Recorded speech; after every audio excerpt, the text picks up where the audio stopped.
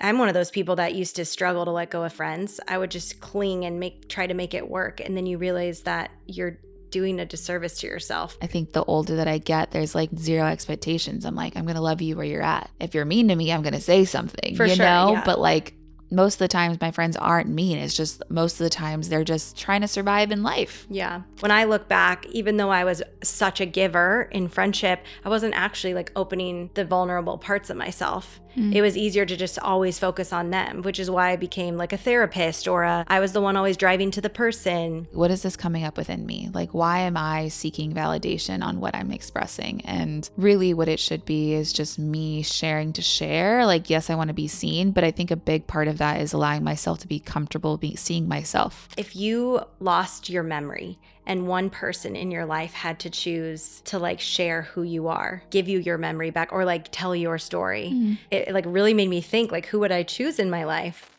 Welcome to the Fully Expressed podcast. We're your hosts, Karenna and Samantha. And this is the show where we're inviting you into your fullest expression in life, love, and business. Enjoy.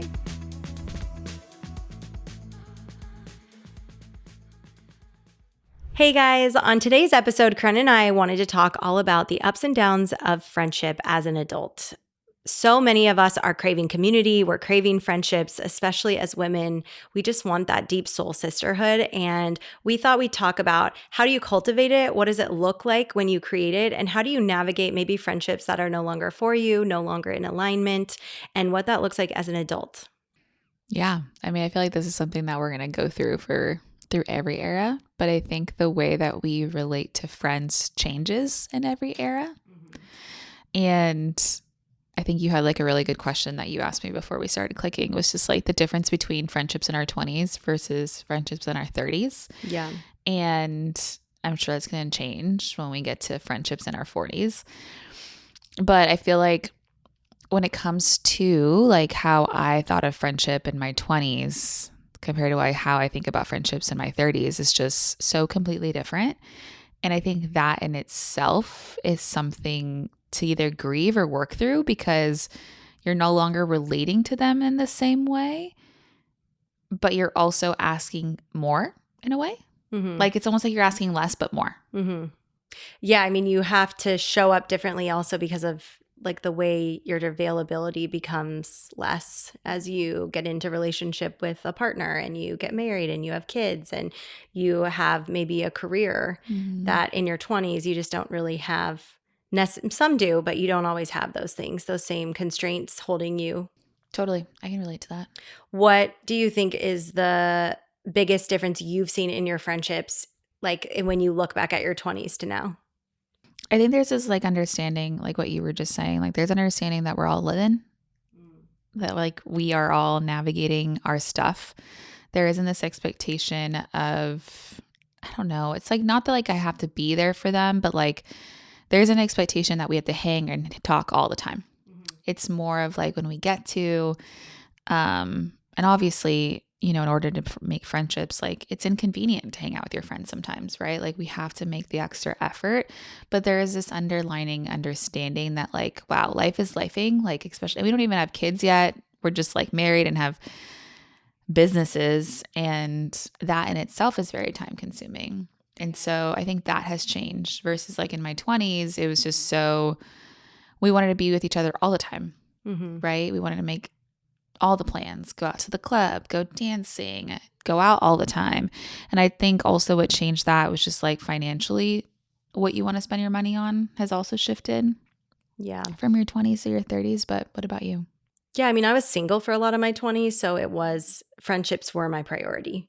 And they're still, I mean, let's be real, they are still my priority, but in a different way. I think, yeah, I was going out, having fun, wanting to be around other single people. And now, I mean, I have friends that are single still, but the things, like you said, that we want to do are so different. Like a night in where we get to connect and just catch up and talk about life is way more intriguing to me than going out and partying and those things that I think your 20s are meant for, like to have fun. And I also think the depth I craved from women changed when I got into my 30s. Like when I was in even my early 30s, I feel like I was okay having more superficial friendships if we were doing fun things or like we had common activities. And I think now especially as I get older and my time gets less, I really want that equal depth. I want to be able to feel like we're a sisterhood, like we can talk about anything. I can be all of myself. And I think in my 20s, I don't know how this was for you, but it was really easy to show up as like a part of myself. I didn't have to,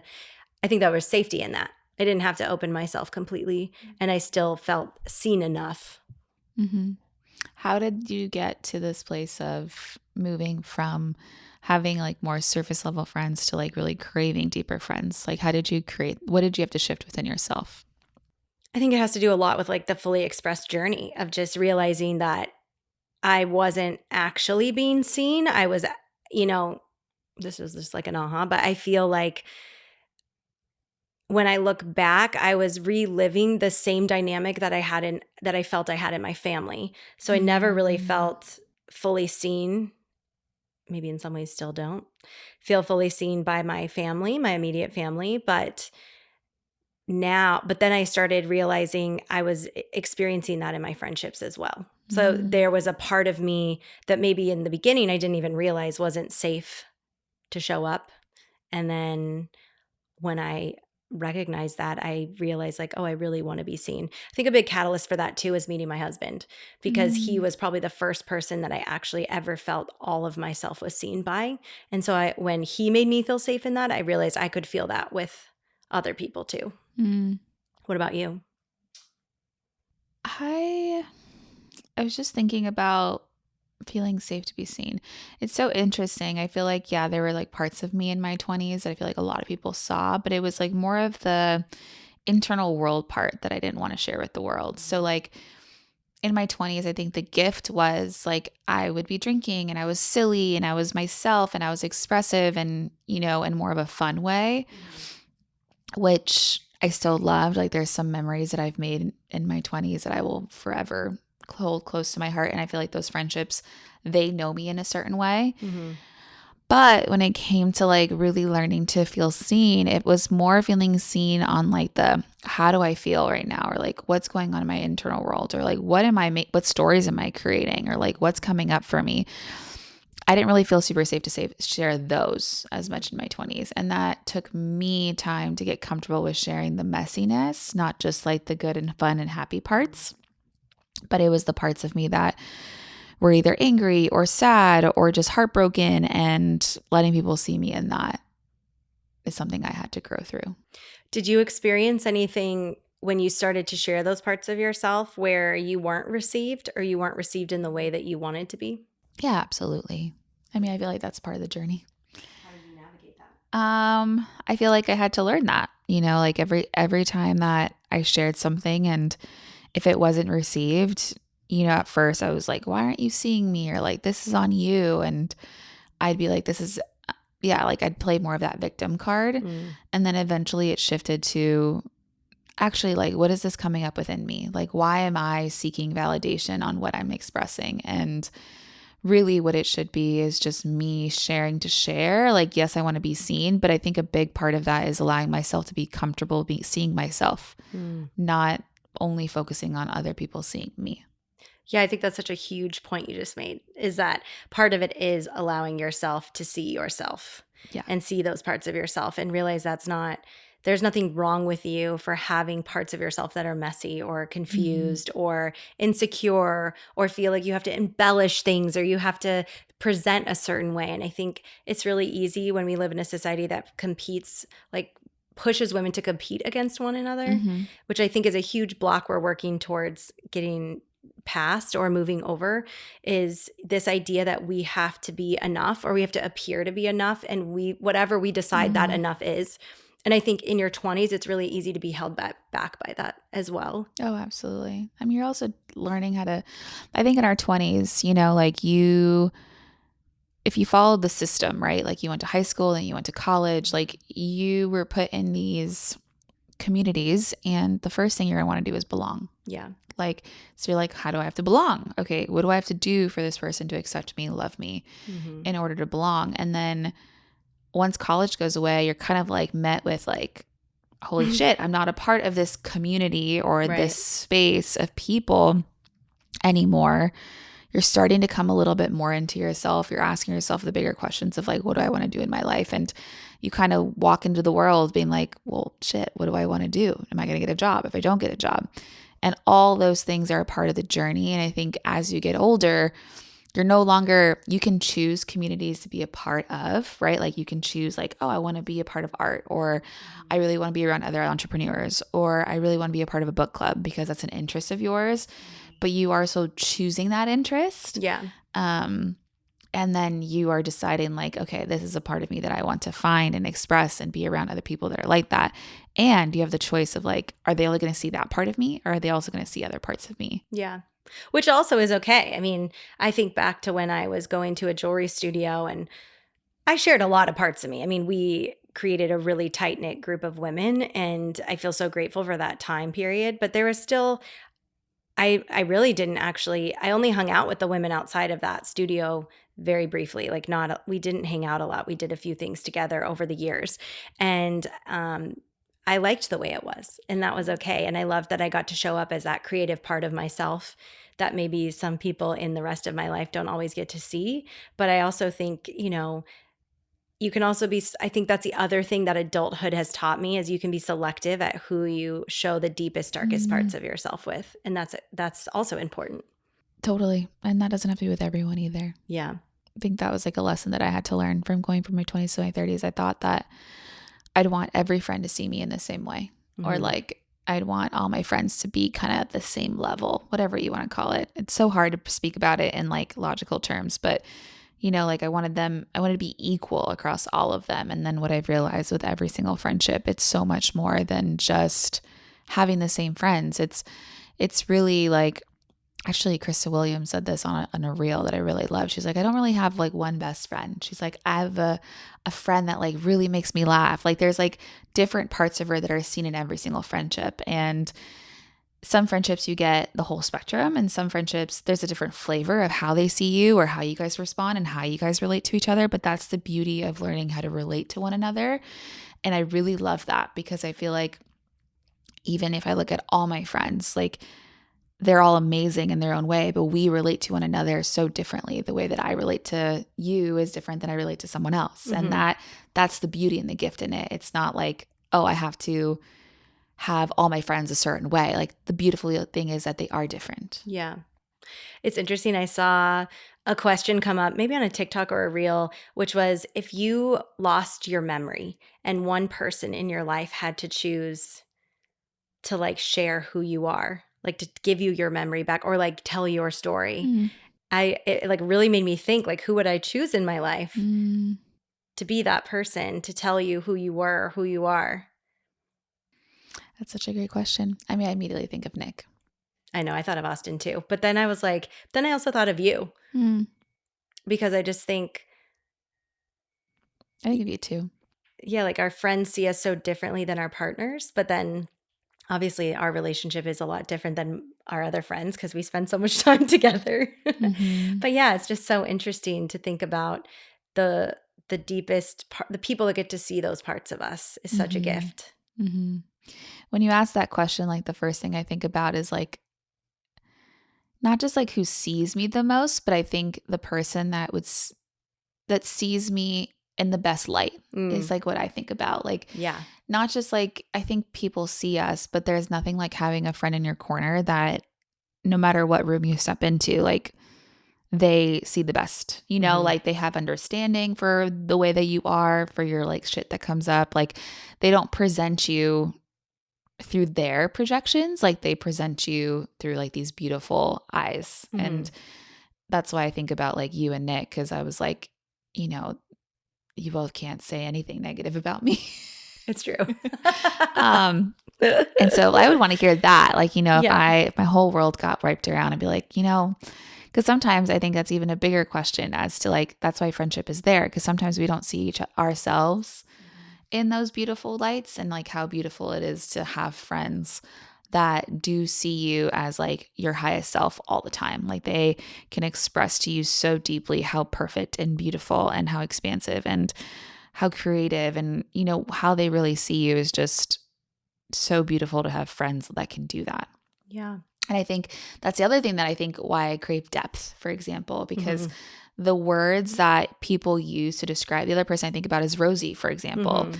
Rosie's so good, giving you a little shout out. Rosie's so good at it, just expressing what she sees in people. Yeah, she is. And I think that comes from the level of work that you do for yourself. I Mhm. think that comes from the level of space that you allow yourself to be seen, Mhm. because eventually, like, we're all mirrors of each other. But I think that's the other reason why I crave depth in relationship, because it's so much more like, you're so beautiful, you're amazing, Mhm. you're so great, versus someone expressing to you like, you're so intuitive, you're so expansive, you're so grounded. Like, the way that you make me feel is just beyond, like, they have words that express so much more deeply.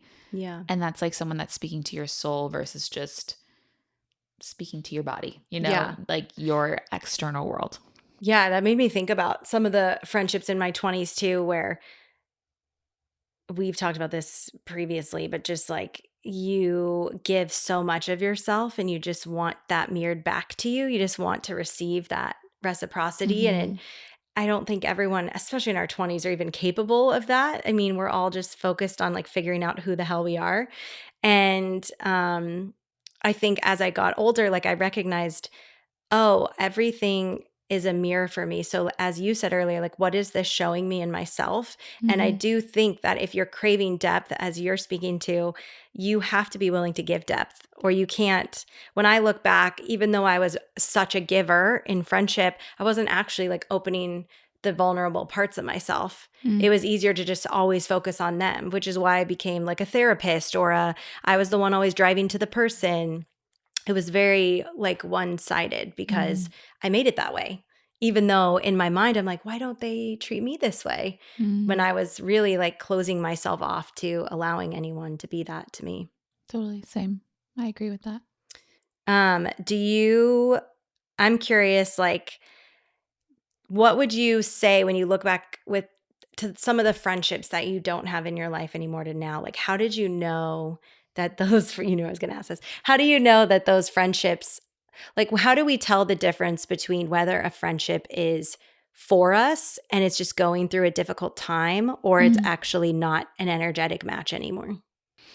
I think, like, now I look at I feel like I look at individuals themselves as like on their own path and their own timeline. And I think we all meet people that we're supposed to meet to either like make progress in that timeline or to grow and evolve. And I think as you meet these people, they come into your life for those seasons, and some continue to evolve with you, but sometimes you end up evolving in different ways. Like, it's almost like, okay, you go to the right, and I'm going to go to the left. And I think my like 20-year-old self, but also like my early 30s-year-old self would have been like so hurt by a friend no longer being in my life. But I think now in my like mid 30s, I am like pretty accepting as to like, if we're meant to be in each other's lives, we will. And the one thing that I want for everyone more than anything is for me to evolve in this. My soul came here to do some work, and if it's gonna, and I think we're all on this healing journey, we're all getting triggered, we're all trying to find how to heal our soul's wounding, and we're going to make decisions from that place. Some people will continue to evolve with us as we heal those things, and then some will not. And I think getting to a place of being okay with that has been like my biggest thing. And I think one language that I've used before is like, I've used language before where like, well, maybe we don't have the same capacity. And what has happened is like, let's think about Jackie's episode. It's just like expressing myself fully, asking for what I want and desire. And then all of a sudden they ghost me. I'm going to be like, okay, like you couldn't meet me in that. And, but I know that like I was asking for clarity and that's what I needed in that moment. And I've never asked for clarity before. And because I listened to my truth and like what was in alignment with me or what was in integrity for me, it showed me that my friend couldn't continue on that path with me. Make sense? Yeah, I agree with that. Yeah. I don't know. What else would you add? I think for me, the biggest struggle has always been, do I outright end a relationship, or do I just let it, like you said, just the energetically disconnect naturally. And I think in the times I've just allowed it to go its own way, it's been a much better outcome than when I've tried to confront it, because I don't do well with confrontation. I'm getting better, but I don't do that great with confrontation. So I think it comes down to recognizing, do I need to say something for myself to like set a boundary, or to, stand in my truth, or to be authentic? Or is this just me needing validation, or like them to understand something? And I think in my early 20s, I wanted to be heard. I wanted to be understood, and I wanted to be like, oh, no, like you're not getting it, or you're mean, or you're this. And for example, like there was a friendship in my 20s that ended and really badly. And like we had a tumultuous friendship for many reasons throughout it. But I think we were friends when we were 18, we dated brothers. And then she felt I chose the brother, like that, my boyfriend at the time, over her. Then came back, broke up with him, came back around to her, and like felt like I realized looking back, I was just trying to like make up for that time. Like I just wanted her to see me and love me and know I'm good. I'm a good girl. Like I'm a good friend. And in the end, it blew up in my face. And she said horrible things to me on a phone call one day. And I realized looking back, like, oh, I didn't need to prove myself to her. And in doing that, like I just let go of my own value almost, because I didn't feel good enough, because I was just constantly trying to make up for being a bad friend in her eyes. Anyways, point being, like for a long time, I wished I had spoken back to her. Like she basically verbal vomited on me and was like, we're not friends anymore. I've had this happen twice in my life, actually. Both times they came back, I would just like to say. But I've had two people be like, don't call me back. Don't respond to me. Don't respond to this email. Like there's nothing for you to say. I'm saying my piece and that's it. I don't want to hear your side. And looking back, like in that time period, I, of course, was just like, okay, like I respected their boundaries. And maybe that was the right decision in the moment. But I think now, if that were to ever happen, I'd be like, can we have a conversation? Like, I think I wouldn't be as afraid to stand in that moment and speak my truth. But I think you have to decide, like at that time where I was, it just wasn't worth it to me. And I probably didn't have the confidence to say how I really felt. I just felt like emotional. And I shut down. And so, yeah, I think now I think you have to ask yourself, like, do I just let this fade off into the distance and like go about my life, or is it worth like having a conversation about? I think like one thing that has helped me is like twofolds. Like one, am I making this decision as a way to like prove myself or to get validation to your saying, like, does my ego want something in this? And if that was gone, what do I really need? And what do I want? And who's this for? Mm-hmm. And that comes down to like what you need in that moment. I think that's like ultimately like the best way to decide, do I say something? Do I not say something? Do I cut this friend off? Like, am I direct? Am I questionable? Whatever it is, I think if you come from a place of like, if you truly are coming from a place of good intention, you're not wishing this person bad ill, or you're not coming from a place of lack, or you don't want to take anything from them, how would you respond? And then go from there. And then I think that's how you know. You just know. And then sometimes you're like, actually, like, I realize that like I really want to say something because I need her to hear me, or like, I'm realizing because I really need to set a boundary, and like this friendship is really toxic for me. Like some people do have really toxic friends that they don't know how to say no to. Yeah. So I think like you can express and to say, hey, like, after like for the time being, I need some space. Like you can totally do that. Mm-hmm. In protection of yourself, but that's not necessarily a bad thing either. I think it's just expressing what you need and what you want. I think in those moments when I look back, I mean, I'm fine with how it was probably better I didn't say anything, because at that time I didn't have the emotional capacity to speak from a place of love. I was angry and hurt. But I wish, knowing what I know now, if that were to ever happen, which I just don't have that caliber of friend in my life anymore, but I have a higher caliber of friendships. But I think if that were to happen again, I wouldn't be afraid to be like, hey, I can tell you're really hurting. You're really upset with me. Like, I would love to have a conversation. I would hate for our friendship to end in this manner. It's fine if you don't want to be friends with me anymore, but like, let's both have a conversation. And I just think, when you're in your early 20s too, you're immature and you think, and I mean, I knew everything. You couldn't tell me anything. So I think a lot of what I received out of friendship was also a mirror for myself to do a little more work within me. And then when I started going deeper and asking myself, well, what is this showing me? Or how could I have shown up better? Like even with that friend in particular, like I totally understand the pain and frustration that she carried for the traumatic period of time that we had. I mean, there's just so much that happened in our friendship, not even having to do with us, that affected us. So I think also looking back, it allowed me to have more compassion, Yeah. and the other friend that emailed me, like we ended up making up, and like I would say we're like, she lives across the world, but we're friends, like we're cool. Mm-hmm. And we both got to apologize for our piece in it. And that's the other gift sometimes, is that time allows you to reflect even Mm-hmm. deeper and realize like certain things that happened in your friendships or in your life like aren't even about you. Absolutely. And I think that's like the biggest thing to navigate is like, especially in friendship early, and even like some friendships now, like still come up sometimes where I'm like, wait, I'm making this all about me. Like I'm being the bad friend or whatever. But I do think that like kind of bring it back to where we originally started was like, I think friendship in your 30s and as you get older, it gets to a place where there's just like, there's love no matter what. Yeah. And you love people where they're at and you realize that everyone is navigating something. 100%. Most likely, like everyone's in a season. Like some people can show up for you so deeply in one season, and then in a different season they just don't have the capacity to, and that's okay. And I think the less that we can take that stuff personal, the more unattached we are from the friendship, but also like still so loving and connected. Like it's not like you're unattached and like an aloof and like you're only hanging out in the fringes. Like you're still in it with them, but there's no like expectation. And I think in an early friendship, maybe that's like where I'm trying to say is like there's so much expectation about how friends should be. And like there were expectations that I put on myself and then low key projected them onto someone else. And I think the older that I get, there's like zero expectations. I'm like, I'm going to love you where you're at. If you're mean to me, I'm going to say something, For sure, yeah. But like most of the times my friends aren't mean. It's just most of the times they're just trying to survive the life, just trying to survive in life. Yeah. And I'll still get like I'll still be thoughtful of people. I'll still be caring of people, but like I 10 times want to be the friend that like maybe I haven't seen you in like 3 or 6 months, but like, hey, how are you? I miss you.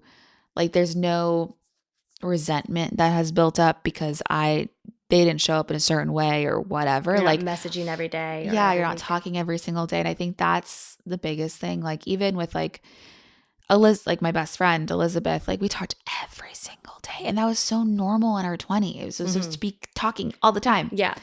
And you just can't do that as you get older. We can talk often, like we talk a lot, but we don't talk every minute of the day, 24 hours a day. No, we do almost talk every day though, I will say. We do, but like not 24 hours. Well, a lot of times we're also talking talking about business, not about friendship. It's not like when you're just like, totally, I did this thing. And like what I remember, I don't know if you had a best friend like this, but Elizabeth and I'd wake up and call her.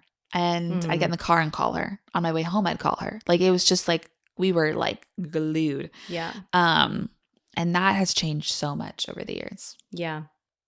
Yeah, I was just thinking also like because of those experiences, and I'm curious if this is true for you too, it's allowed me to show up so differently and also recognize like probably how much in my 20s I was telling a story that wasn't even actually what was happening.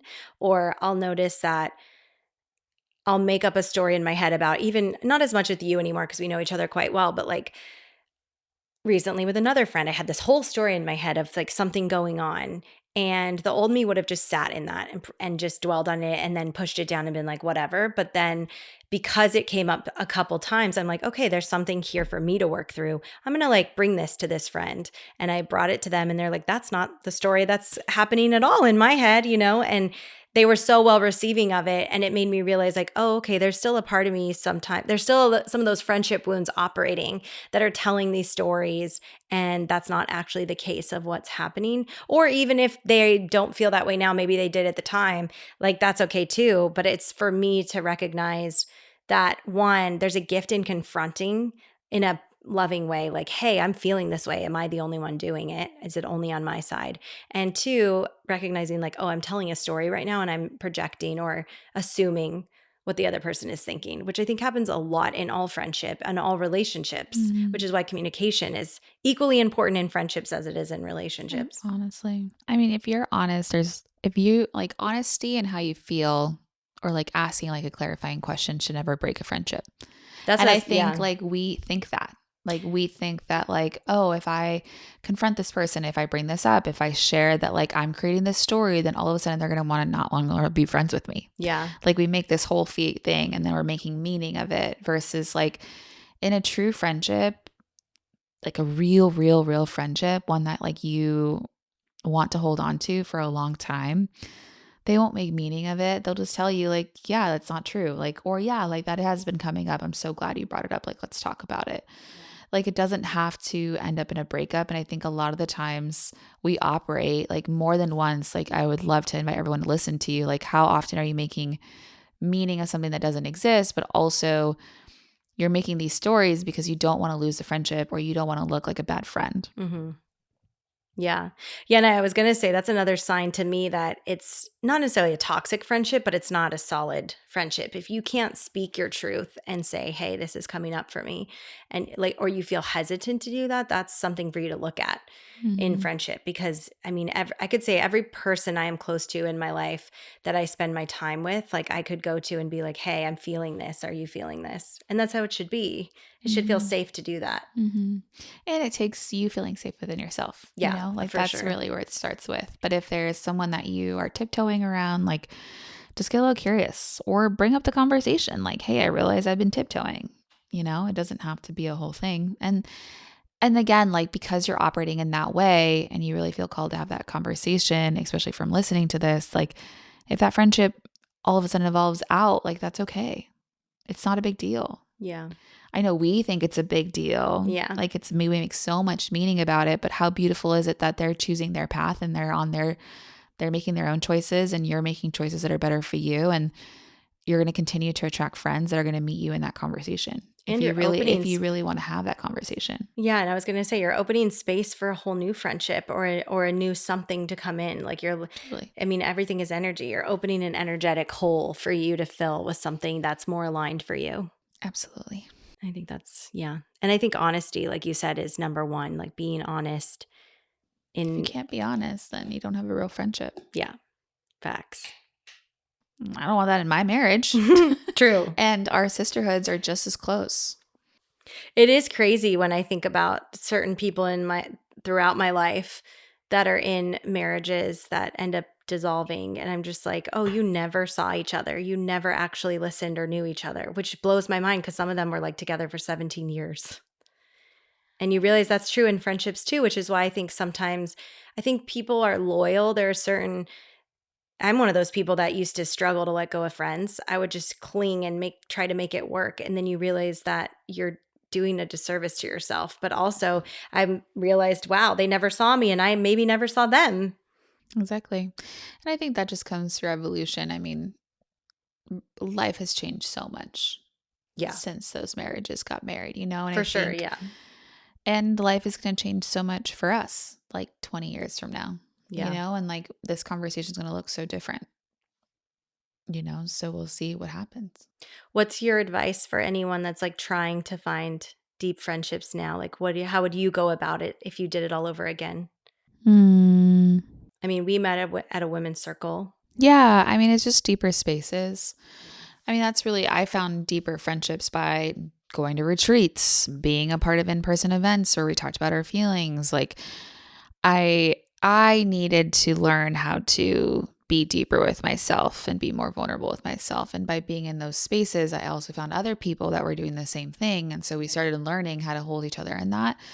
I don't think that's the way that you have to do with everyone, but I'd say like even in your friendships today, tell them a little bit more than you haven't told them yesterday. Mm-hmm. Just be a little bit more honest, a little bit more raw, a little bit more real. Yeah. One thing that I did for a long time, like just as simple, how are you? Like even at coworkers at work, Yeah. if they ask me how I'm doing, I'm gonna tell them. Like Yeah. really, not just like I'm good. Like no, Mhm. I'm tired and I don't feel good. They're like, oh, I'm so sorry. Like Yeah. there's so many opportunities to practice your honesty and your vulnerability. And just by practicing, you will start to attract those people and you're going to feel like, wow, like this isn't that scary. Yeah.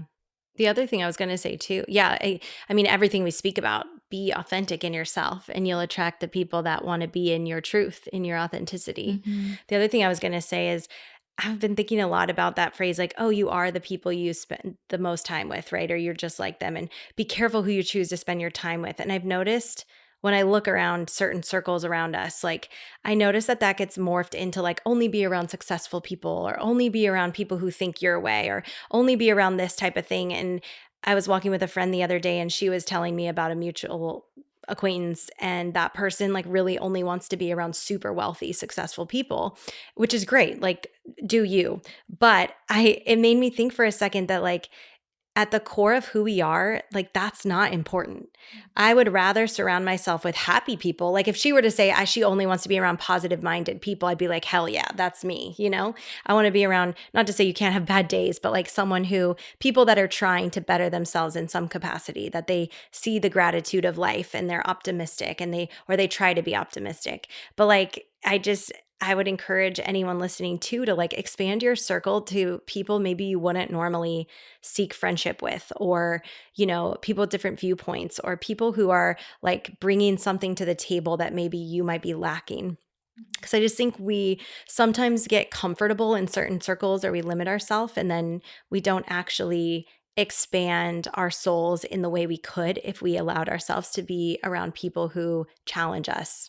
I mean, I've even attracted certain type of friendships in my life that have really like pushed me to grow emotionally and grow in the way I communicate. And I'm so grateful for those friendships now because they've made me a better communicator. They've made me a Mm. better person. And I think the old me would have just been like, nope, that's not my type of person. Like I'm just gonna not be friends with that person. And now it's like, oh, what, like you said, bringing it full circle. Like, what is this showing me, and how can I show up better for this person in a way that maybe I wouldn't have had to do for anybody else? Mm-hmm. Totally. And I think I love that you said that. And the last thing I want to say is like you move from I to we. And I know like when you first in your 20s, it's all about them. Like you're just like living your life through them and like what they think is cool and like what am I going to be accepted for? And then you move into this journey of like it's all about me and like what I want and what I need and the life that I want to create, and then you move into this like part of friendship or just like community where it's all about us. It's about we. It's like I want to see you win, I want to see me win.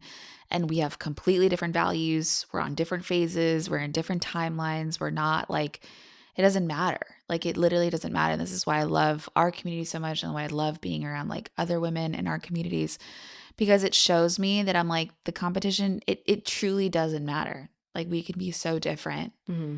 and have different experiences or be on different timelines or have been processing different things at different times or whatever. And it doesn't matter. Yeah, I mean, Like, at the root, we have so much more in common than we do mhm, apart, like differences.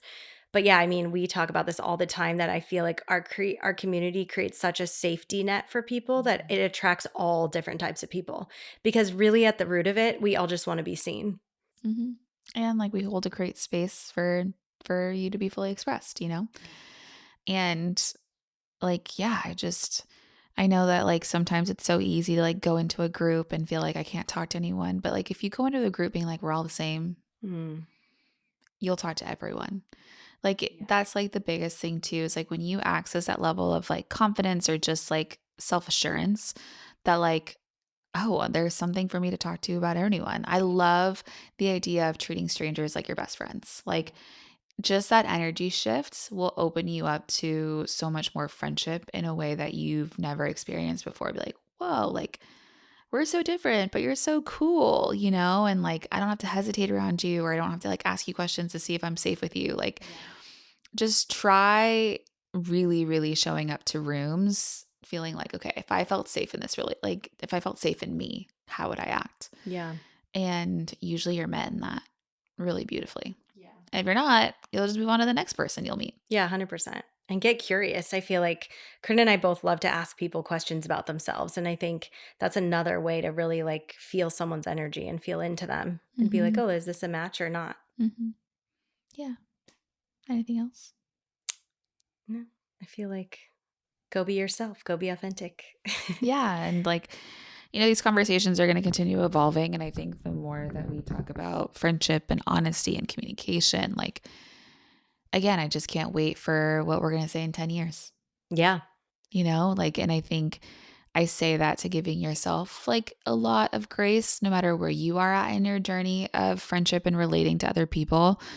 But at the end of the day, I think we're all trying to figure it out. Mm-hmm. We're all going through something or some internal world. No matter what someone looks like there's something that they're thinking about. There's no way that they're not. Yeah. So, yeah. Love you guys. See you next time. We hope you loved today's episode and that it sparked something in yourself on your journey to becoming more fully expressed. Don't forget to check the show notes for all the details and resources from today's conversation. And if you enjoyed this episode, please leave us a review. We'd love to hear your thoughts and takeaways, as it really helps us to create better content that actually serves you. This week, we invite you to show up even more as you, more honest, more real, more expressive in your life and business. And we'll see you on the next one.